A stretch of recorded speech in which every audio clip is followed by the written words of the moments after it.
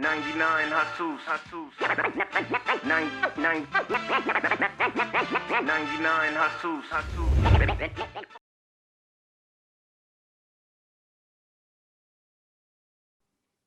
Welcome to the 99 Hustles podcast. I'm your host, Nick Carter. And I'm your co-host, International Fees. And today we're joined by another dope, resourceful, creative hustler by the name of Byron Sellers. Byron, thanks for being on the show with us today, man. Thank you for having me, guys. Appreciate it.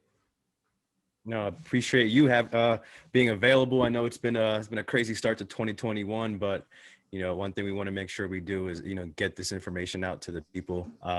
Byron has an incredible entrepreneur story, one I think that very relatable to a lot of people, and people might have been in the same kind of position that he was in when he got started. So before I tell too much of his own story, Byron, why don't you give us a little background and tell us a little bit about yourself? For sure. So what's up, everybody listening? So myself, I had been in the transportation industry for 10 years. I kind of did everything the traditional way, right? Went to, college, got out in 4 years, went and got my first 9 to 5 in the corporate world. And, that was my ticket, right? I just knew that, hey, I'm going to climb this corporate ladder and life is going to be amazing. And, you learn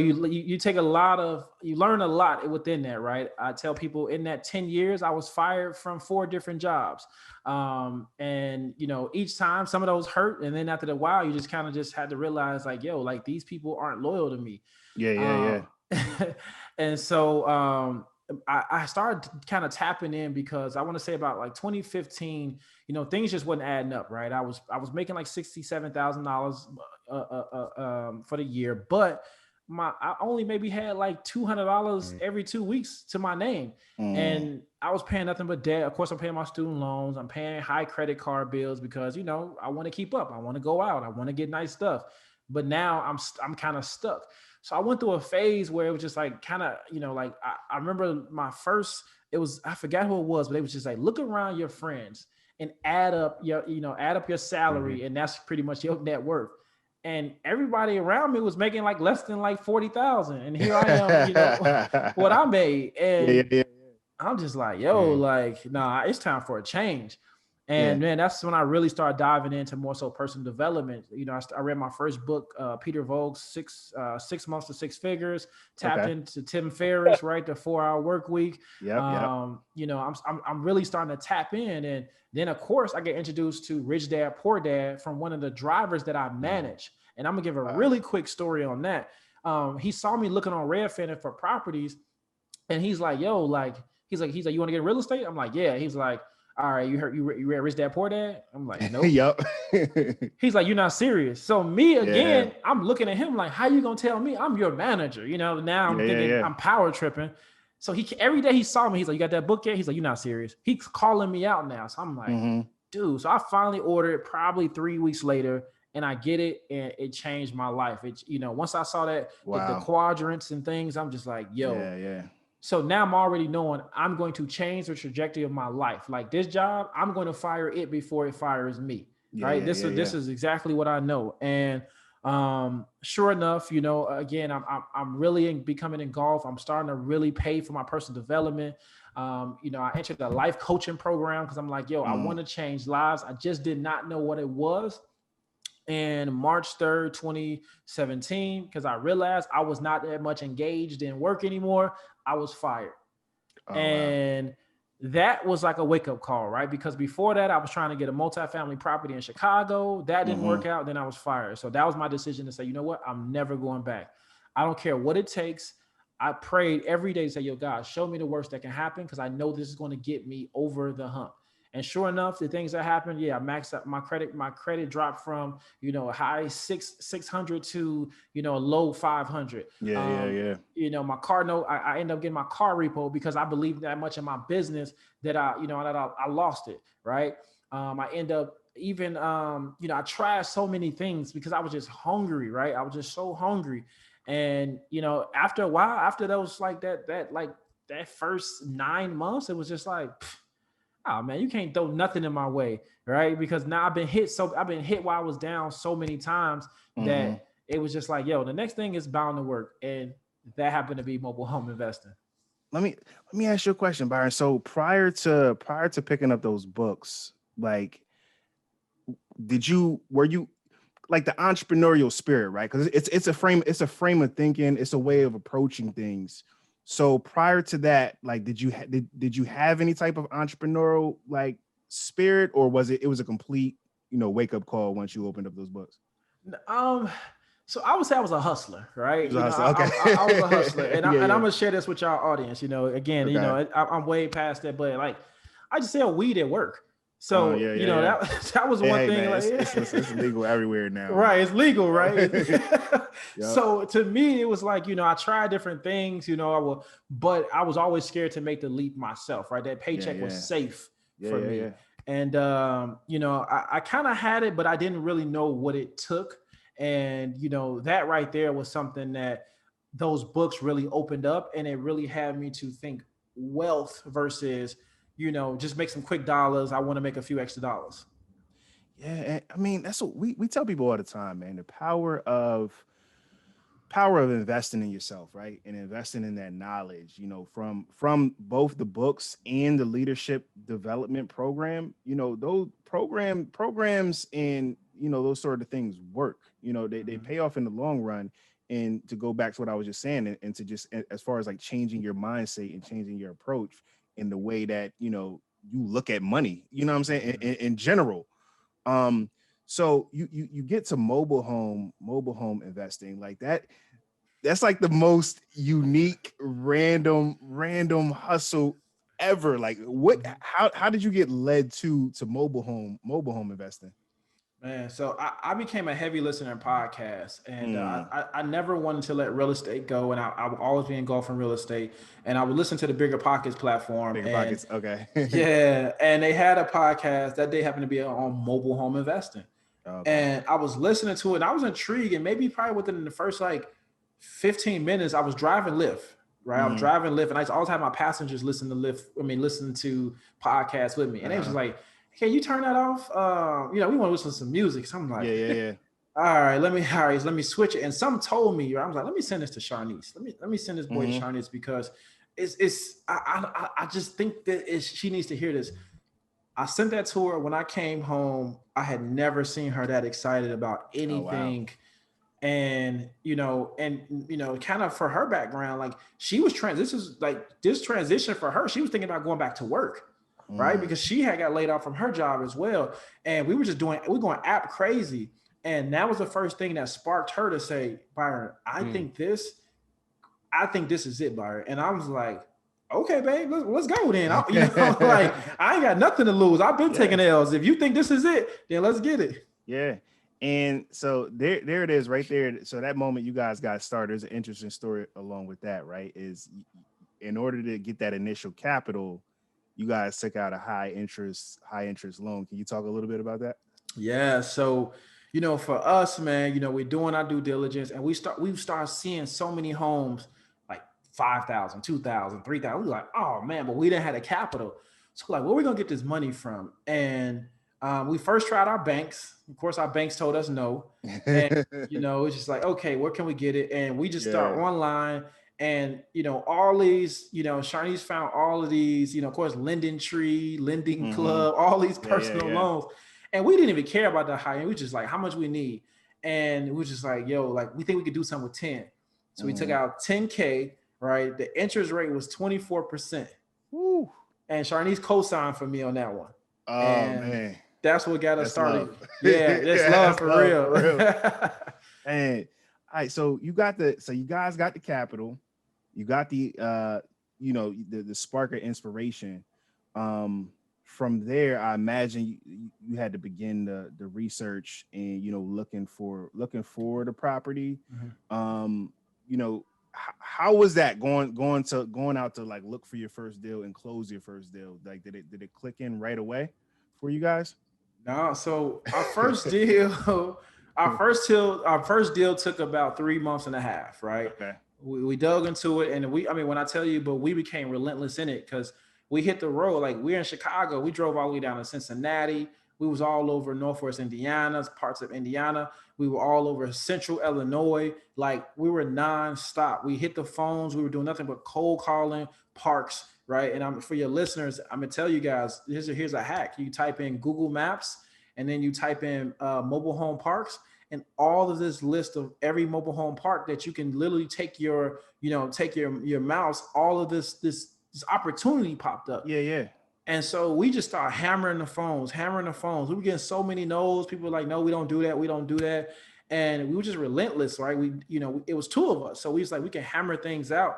And that took time, right? It was some deals that, we almost got screwed over because we didn't know what we were doing. There wasn't a lot of information out there on how to conduct due diligence on mobile homes. So, we would come across crap, and it'll be like, I'm so used to seeing a property for $60,000-$70,000, and then it's gonna still take $100,000 to get up. So when I see a property for $4,000, I'm like, oh, this is a cakewalk. Yeah, let's get this. You're right.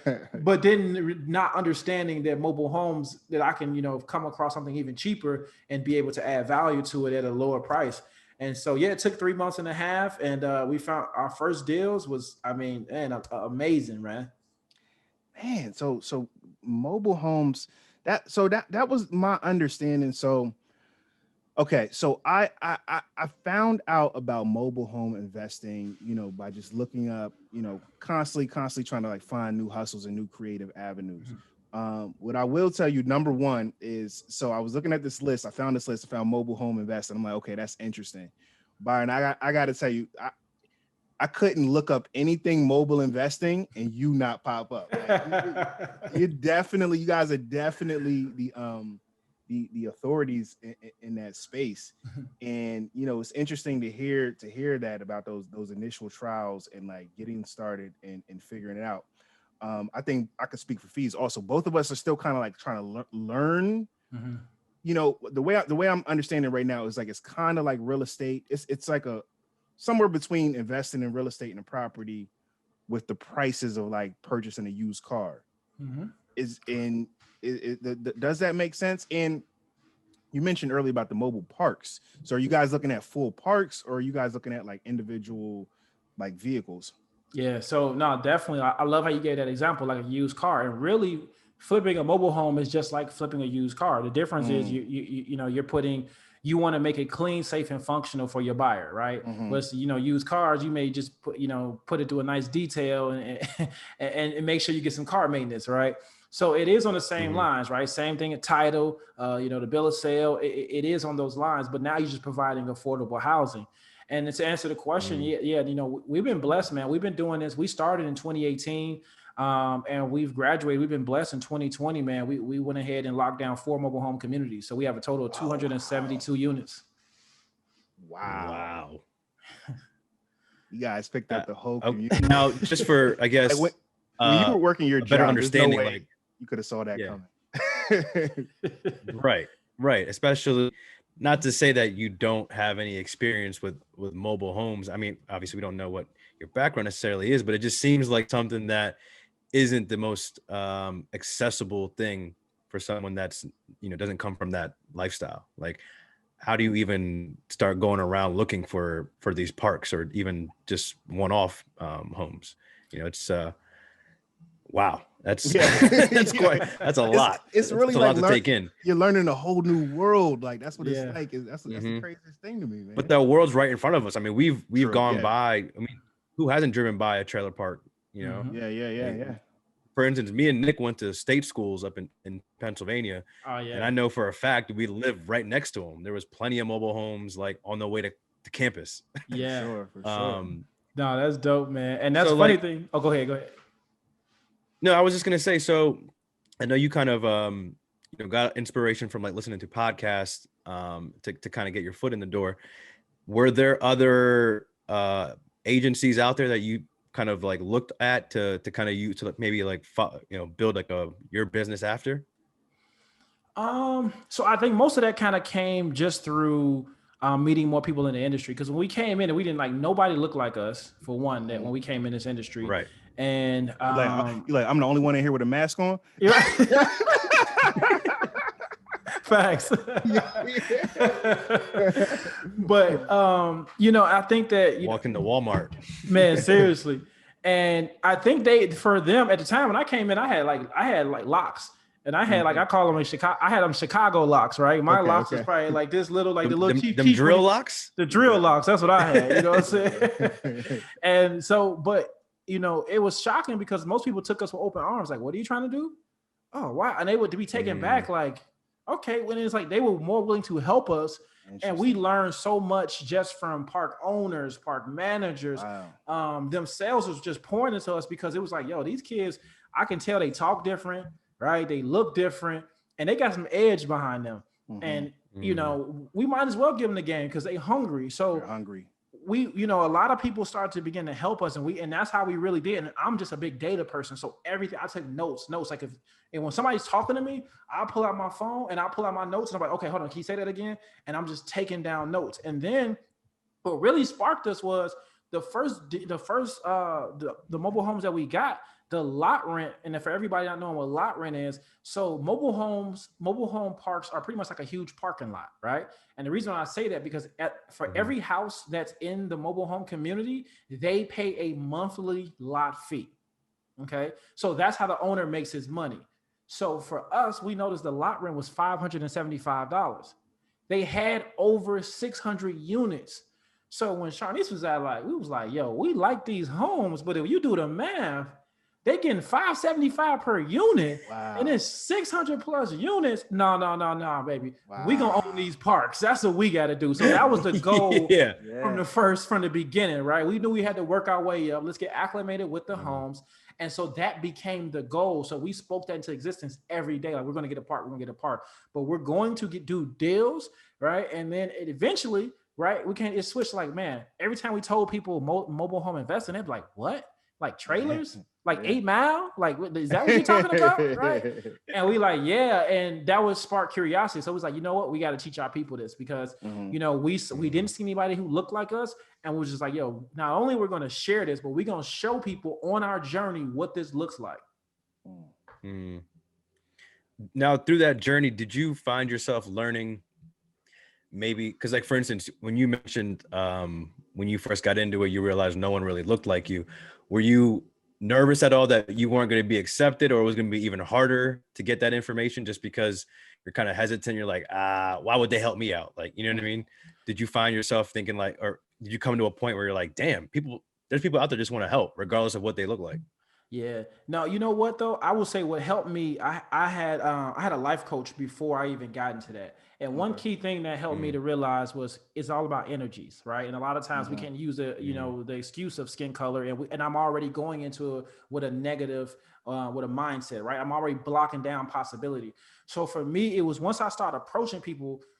The biggest thing for me is if I come off and again I'm welcoming, right, and I'm bringing vulnerability into the space that allows them to be vulnerable with me and they can exchange. Like most people, I cannot tell you the last time I've had a bad exchange, or I don't remember having a bad exchange with someone whose energy has been totally off. And normally, if they are, they're able to calm because they'll see that I'm in a calm mode and I'm not going to engage in that. And so a lot of times that energy gets down and their vulnerability is open. And now we're able to kind of have a discussion. So the cool thing, over the phones, when we were making phone calls, you would get some kind of, more fast, but learning the industry, most of these park managers are overworked.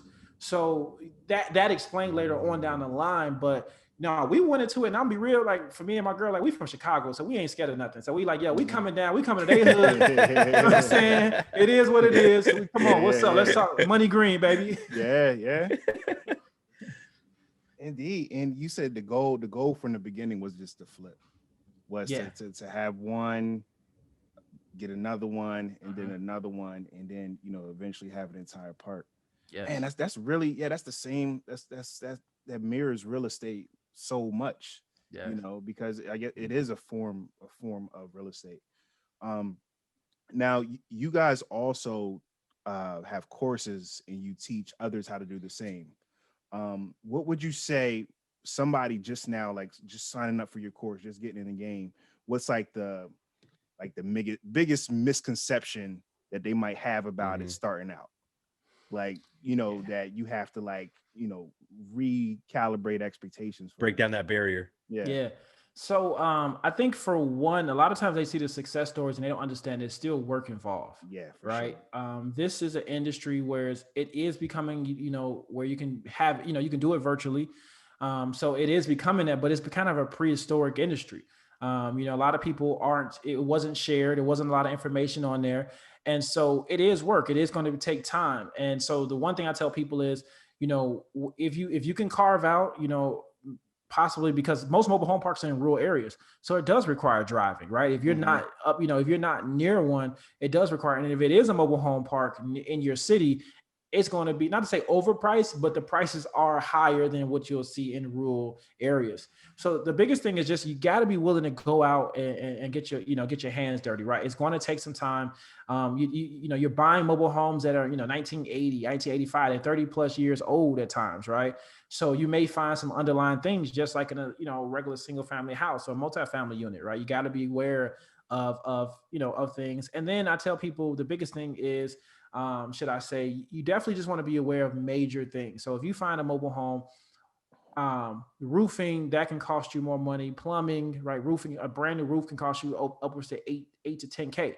That can cut down your margins. Plumbing can be, depending on the plumber, anywhere from $2,000 to $5,000. Electrician is not that bad, but the plumbing and the roof are the main things. Everything else is cosmetic. I tell people to fully rehab a single wide, you're only $14,000 in. Right. And compared to a single family house, which it can be a minimum, the kitchen gonna cost you almost 15,000 alone, right? 30,000. Mm-hmm. So, right. And then the last but not least, I'll tell you to watch out. Most of the homes you guys will, you'll see that say needs to be moved. Those will be your cheapest homes. But here's the reality. If you don't have a buyer's list, if you don't know, if you're not shopping that to a mobile home community, or if you're not shopping that to mobile home dealers, and you don't have any place to move that mobile home to, you don't even have movers lined up, stay away from that. Because we get people like, oh yeah, I saw a mobile home for $1,000 and it says it needs to be moved. And it's like, okay, what are your plans?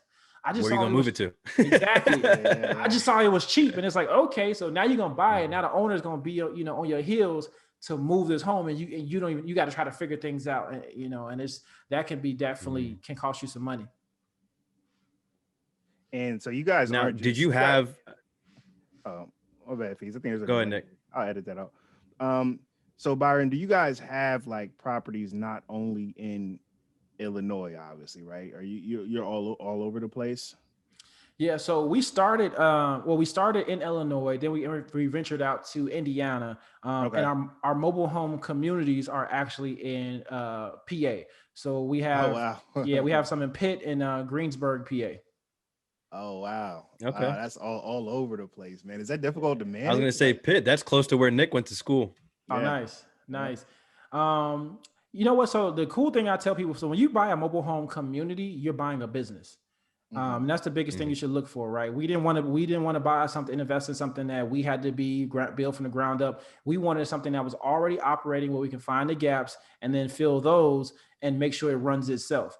So the parks we have, we have our park managers already in place, our maintenance, and we were able to take the previous owners, the same people, keep them on, so that way they don't lose their jobs, and add value and see where gaps is, and they can help us to make the park much better. And our partner actually, he lives, he's more so the operator. He lives in PA, and so for him, the cool thing about it is, he may go to the park maybe once a month or so, because it operates itself. No, that's incredible. That sounds like you definitely took some lessons from the 4-hour work week. Yeah. just you got a manager. You get everything set up, so have everything run for you, and it's truly passive. Now, are there other lessons you took from other things you read that really you've incorporated just into your business structure? Oh, yes. Oh, definitely. One of my favorite books is called The Go-Giver. And I think that really translates into the education space. And for me, I pride myself on over delivering, right? We have a product. Here's the thing, you say you guys went to school. I came out of college and I owed $62,000 in student loans, right? And, my job, I wasn't going to be able to pay that off unless I just worked for free for the next, 2 to 3 years. And so one thing I try to do is I'm big on return on investment, right? And so I want to offer a value product that when I say a product, I believe in the mantra of monetize your genius, right? And the reason I say that is because anything you do, right? I mean, that's what college is doing, right? They're monetizing their genius. The professor is getting paid off his genius. So that's the same thing. I feel like I can relate that to anything. So, the Go Giver just has me just give. And that's even affordable housing space, right? I mean, my tenants, it's times of Christmas. I let them, here's this month off for free. I don't even care about my bottom line because at the end of the day, I wanted to make it a win-win. And the more I give, I just, I'm blessed to receive, but I'm not even looking for, the blessings, but they just come pouring in. So it's just like, I just try to over deliver, give so much. And, that book changed my life. No, it sounds like through your, different books you read, and I'm sure the life coach that you had before you got into this, it feels like a lot of these things keep coming back in your answers. Is kind of just like going back to energy and, the whole notion. There's like this popular term now, right? It's like conscious capitalism, like, which is like something that feels like we keep kind of beating around the bush to. Is kind of like, okay, there's a way to make money, be financially free, and still be able to, like, look yourself in the mirror be a and good feel person. good about what Be a good person. Yeah. Right. You don't want it all by yourself, right? Like, nah. Nobody wants that. Like, give as much. And there's only so much. Yeah. And there's only so much too. Like, and the best feeling, there's no better feeling is like, even when we get messages for the podcast, this helped me. That's the best. That's the best feeling. That's best feeling. How you do it, bro. Facts. Yeah. Man, so you guys have places in Pennsylvania. That's probably, like Fee said, near where I went to school. Yeah, for sure. So when we talk to, so like with the real estate game, like a lot of times people do talk about like repairs, and like, not necessarily themselves having certain type of skills. Like, are there like certain types of like nuanced skills that goes into maintaining the house, or is that all outsourced to the to like a maintenance, the manager that you referenced earlier? Yeah. So I would say this in our community, yes, the maintenance, but if anyone is a, investor that's coming on and, starting out with one mobile home, mobile homes, the cool thing about inside cosmetically is very basic, right? I'm talking about just, most mobile homes, you putting down laminate floors, you can, you'll even see some of them even have the huge, very simple, right? Pill and stick. We use pill and stick in one of our house before. But, when it comes to, certain professionals, the plumbing is a little bit different because everything is above ground, right? And so a lot of times you may call Roto-Rooter, but they don't want to get under a mobile home to do the plumbing, right? You may have some sectors that may, but, for the most part, it's, you can find some guys who have experience, right? I tell people, listen, if you're in an area where your local Home Depot has people outside waiting for work, you can definitely utilize those guys and get some stuff done. And then anything, the roofing, and that's really a need. I want to encourage anybody listening that here's a need. There's a lack of mobile home contractors and mobile home actually handymen. There's a lack of it, especially to find reliable, because most people who work on mobile homes live inside of the community, and that's just their thing, right? And the reason sometimes they're not unreliable because some of them do suffer from drug addiction, alcoholism, right? It's just their hustle. And we've experienced it. I've had guys run off with tools, money, all that kind of stuff, right? And and so that's why it's a huge need. And I think as we continue to transcend this industry and give it a new look, it's definitely a huge need and opportunity for it as well. Would you say, are you into the flipping more or investing? That's a good question. Now I'm strictly mobile home parks. Mobile home parks. That's this year. Our goal is to get 10 more. And so, man.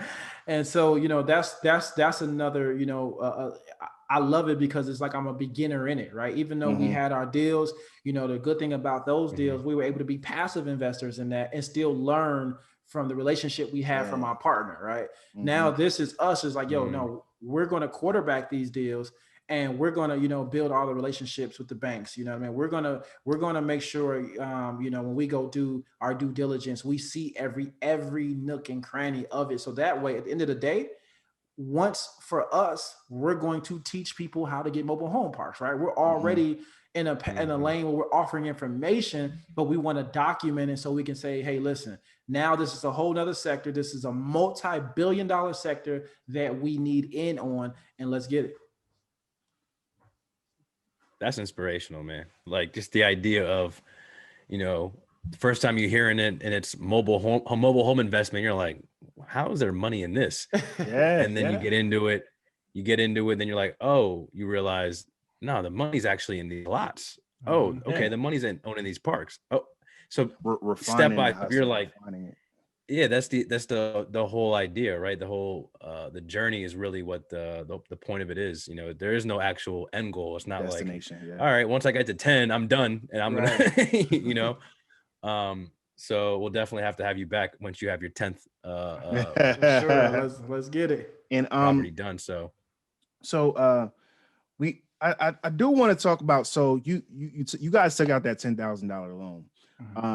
After looking back on it now, would you say that that's how much money somebody needs to get started, or like would you say you can get started with even less? Like would you say 10K is like the right number to get started with this? So the 10K all varies on your region. Like the Midwest mobile homes are probably the cheapest other than the South, right? When you get to the Georgias, Alabama, Louisiana, Mississippi, Arkansas. And then the Midwest is right second in line to that region. But I'll encourage anyone, if you're listening, wholesaling mobile homes is the way to start. That's the less risk. You don't have that much skin in the game. There are so many people that need help selling their mobile homes. And now what you're able to do is, right, just like traditional, wholesaling, you're going to put them on a purchase agreement contract. But now you have the ability to, you don't necessarily have, like I said, have to have that skin in. So your goal is to find the buyers, right? Your goal is to find the buyers. And we have so many people that are just killing it right now and just wholesaling mobile homes.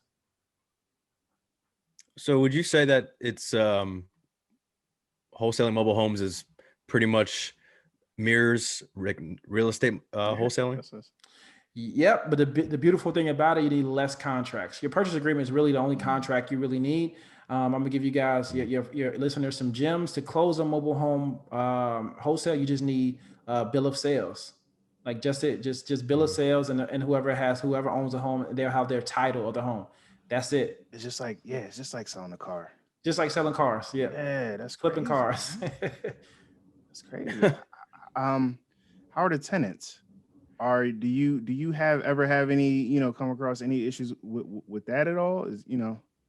We had one. So far, our tenants was, man, they've been, even the ones we had, they weren't ignorant or anything like that, right? We screen our tenants. I'm about energy again. If I don't got good energy with these people, or if I feel like they're trying to, I'm not renting. I don't care about your money, right? But we had some tenants that kind of fell down bad, and unfortunately, their integrity wasn't there, right? It was we don't really know. I honestly think the family had covered up for their son. It was just like, we're all living here, but I think the son was living there by himself and didn't have the means to live there. So unfortunately, here's the reality. Like I had gave them 30 days to leave the premises of my property because they were 2 months behind. And the mobile home community end up evicting them because they're on 2 separate leases. So when when you're in a mobile home park, you're on a lease with the park because remember I talked about you're leasing the land and the amenities that's inside the community. And then as the owner, the title owner, right, they're on a lease with me, basically saying, and that deal was a really sweet deal, man. I mean, like they were paying $400 a month for 60 months. But they didn't even make it past 8 months with me, right? Yeah. And I mean, for me, the thing was, communication. They lacked communication, and I tried to give them a chance, but the park didn't play no games. They end up evicting them, so I ended up getting my house back, and I just ended up selling that house for $10,000 cash. Wow. See, and that's the thing is like Fees, to your question, like I'm just thinking about how like with real estate, when people are collecting like that monthly rent. Like a lot of that goes to like the mortgage or, a lot of it might go to like paying the loan. Like what it sounds like you guys are like, you guys can buy like a trailer, you know, like, well, at least an individual trailer for like cash, right? And then so the money that you collect and rent, that's profit. Profit. Yeah. Understand that correctly? Yep. Profit. And so the way that's an amazing hustle. Oh yeah, man. And another way to hack is so every lot has a different lot rent, right? So I'm gonna give you a perfect example. What we do is we normally base it off what's the average rent in the area. So let's say the average rent in the area is, you know, $1,000. And the community's lot rent is $500 a month. So for us it's like, okay, we're going to come in and be in line. So I may come in and say, hey, I'm offering $1,000. You can own your house in 4 to 5 years. I collect that $500 profit. They pay to park that $500. You do the math, right? Yeah. $500 in 60 months. Yeah. Yeah. And I probably only paid maybe $8,000 for the house. Right. So do you have, as the owner, do you also have an agreement with the park, or is that just a tenant? Just a tenant. So here's the thing, when you first start, you get on a lease with the park just to be inside, right? You say, I'm gonna follow the rules. I promise to pay you every month for this, but my intention is to sell a home. So the minute I sell it, my thing was I wanted to at least put 3 to 4 months lot rent to the side, right? So if it's $500, again, you know, I'm gonna put at least $2,000 to the side just in case, you know, if I extend it. But my goal is I want to sell this house in 30 days, right? So yeah, I pay that, and the minute I get a buyer in, they're responsible for that, and that's no longer my responsibility. If I'm doing seller financing, now I'm the lien holder on the title. So just like a car, right? When you get financed for a car, whoever they may be, they're the lien holder. Your name is on the title. But if you default, then we take our stuff back. And you're the bank. Yeah, right. Pretty much we the bank. Big bank. Yeah. That's it's so unique, man. It's such a creative hustle that does not take much capital to get going. Like a lot of times, real estate game, you need like 50 to 100, you know, racks. So I imagine you've been listening to Bigger Pockets podcast. So you listen to different episodes. You're like, oh, I could do this one. This one stands out, right? Because wholesaling, you know, I'm in Chicago, and every block is we buy homes.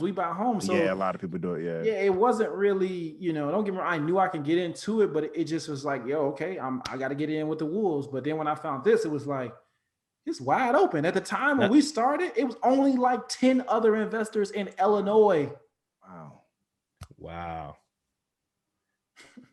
And you started 2 years ago? 3 years ago now, I guess? Yeah, 3 years, 2018. Wow. So the market. And it's interesting because you mentioned earlier how this is like almost an archaic industry. So you're talking about, you know, mobile homes have been around since forever. It's not like a brand new, you know, invention, but the idea of investing and flipping and owning these to me, it sounds like a pretty brand new concept in terms of getting it out to the masses. Like I feel like the people that know, but the rest of us are probably like, what are you talking about? Like it doesn't even sound like, you know, like a normal, like a thing you can do. But yeah, no, and the funny thing, I thought I'd ruffle some feathers for people that would be in the industry, but they actually are open and engaging and welcoming as well, because they understand there's that much money on the table, right? There's over 44,000 mobile home communities in the country. And that's just mobile home communities. We talk about mobile homes on land, like, man, it's over 24 million people live in mobile homes. So there's a lot of potential out there, right? You're talking about close to, you know, 6 to 7% of the country. And I think as far as when you talk about investors, that's a great deal to really get into it. Yeah. Are you seeing a lot of people that are normally in real estate coming into this industry now, or is it still kind of just random people listening to podcasts? Man, listen, the impact, it's almost surreal at times when I hear the impact of what has been since we started to teach this. And, you know, the good thing, I'm good friends with most people that are teaching this.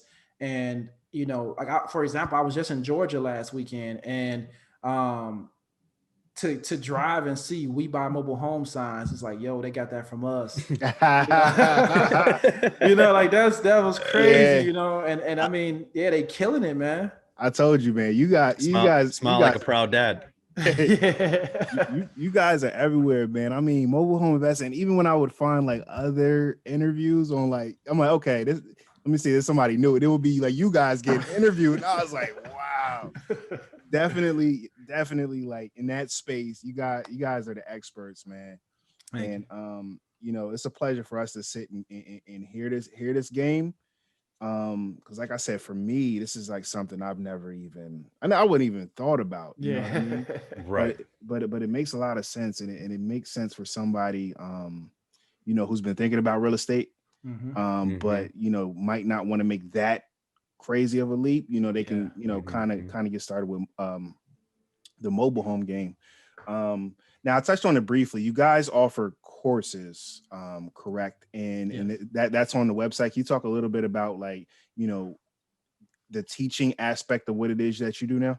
Yes, for sure. So within our 6 month, we said we got to teach this. Like we realized it's like, yo, nobody looks like us who's doing this. And, honestly, that was more so for our family and friends. And, we would start getting more traction, but honestly, a lot of them, our family and friends didn't move on it. So we was like, yo, we got to teach somebody this. and we just started with a webinar. And if, we did this webinar Wednesday, and we did this literally for 1.5 years straight. And, it just started catching wind, right? I think a few people started, reaching out to us, and we didn't even know who was reaching out to us. When I say that, we didn't know like their impact on the mobile home industry, right? We're just wow. Okay, yeah, somebody, is reaching out to us and things like that. Wow. And, the good thing about it, most of these people we still have in our network, and we look at it now like, oh, like we knew, but it was remember still, you. Yeah, exactly. But it was, we was always genuine. We always kept it 100. And, later on those relationships ended up being beneficial, and it just kept catching. And I think that, it's funny, and people say like when you blow, it was like once you earn your leisure, we did that episode. It was just like boom. It was like everywhere we went, we were everywhere. We were in Mexico and somebody recognized us. That was where I first saw you guys. That was where I first saw you guys. Yeah, I was like, this is crazy. We ended up being like that #1 episode for like almost like a year run, man. My man, CEO insane. Troy Brown passed. A few other people passed us, but we said we're gonna get back on there and got to talk the mobile home park game. Yeah, man. Got to get that #1 spot back. Yeah, you guys are all over the place with it, man. It's such a beautiful thing because, like you said, not many people who look like us in that space. And I keep going back to it, but again, it's such a creative thing. And it's something you guys are bringing to the table and adding value, man. Appreciate it. So Byron, one thing we always ask every body who's been on our show is, what is your hustle mantra? Now, your hustle mantra can kind of be like, just a quote or phrase or something that you kind of like live your life by or run your business by. So like, what would that be? Like, if you had to give your hustle mantra, what would that be? Man, you know what? I got to shout out my man, E.T. The one thing that really changed my mind is, I want to succeed as bad as I want to breathe. And that one is, just even being in, and just to see what my life has changed in 3 years, completely monetary, just my faith, everything, that right amazing. There was, E.T. was a huge catalyst, man. He was like that coach that, you don't know him personally, but you feel, but you know him. Exactly. You feel connected. And, I would keep hearing that. And, the meaning of that was, it was just like, and not even put in a literal sense, but that right there, man, was just, I knew I was that hungry for it. And I realized my purpose is not just for me, right? It's way bigger than me. And my life purpose is love. Like I love doing, I love giving. I love, just being, just in general. So, that right there was just like, when I saw that, it was just like, I think about my mother and father, right? I think about my aunties. I think about everybody who was there for me. And, the best thing I could do is just lead by example and, and put people in positions to win. That's beautiful, man. I know. Yeah. And anyone who follows down that path of just trying to find inspiration and just go down, always comes across ET, man. That I mean, those stories he has, like the Beyonce story, like you mean we've heard, you know, if you listen to one of them, you heard them all. Like they're and they feel so, you know, you feel connected to it. Like you don't know him, but you feel like he's right there, like telling it to you, like get up, it's time to go to work. You know what I mean? Man. But I mean, Byron, first and foremost, thank you again for being a guest. I know this is going to be an episode that our listeners are really going to have a lot to say about, just in the sense that it's something that, you know, conceptually makes all the sense in the world. It's relatable. Yeah. It's very relatable. It's like, oh, okay, that makes sense. In front of your face the whole time. Yeah. I've seen that all the time. But more than that, I just appreciate your energy and just kind of the overall message and vibe you give out. It's definitely inspirational to us, and I'm sure our guests will have something to say about it. So we'll be sure to link all of your course, your website. But if you want to real quick, just plug in like your social or any handles you want people to reach you at. Yes, for sure. And first and foremost, guys, thank you for having me on here. I truly appreciate you guys for reaching out and making this happen. And thank you again. And definitely keep on doing what you guys are doing, educating the masses. This is what we need, right? We definitely need this moving forward. So everybody, man, listen, you guys can find, if you want to follow me personally, my Instagram is at Byron S. Sellers. Make sure you follow the business page at Mobile Home Elite Investors. And this is on Instagram and Facebook for both. Make sure you subscribe to our YouTube channel, MH Elite Investors. And then you can go to our website, www.mobilehomeeliteinvestors.com, if you are curious about any of our products or our programs. That's it, man. You hold it. You heard it right there first, man. I'm interested at this point, man. That's 2021. We coming for the mobile homes, baby. We coming for the mobile homes. Let's get it. Need 10. All right. You going for 10 this year? I just need like 1.5. Let me hold like 1.5. 1.5. Man. Byron, thanks again, man. You've been a pleasure, and we'll definitely have you back for your once you reach your goal for the year, which I'm sure you'll get in the next 6 months. So. Let's get it, guys. Appreciate you guys, man. Have a blessed one. 99 Hustle signing out.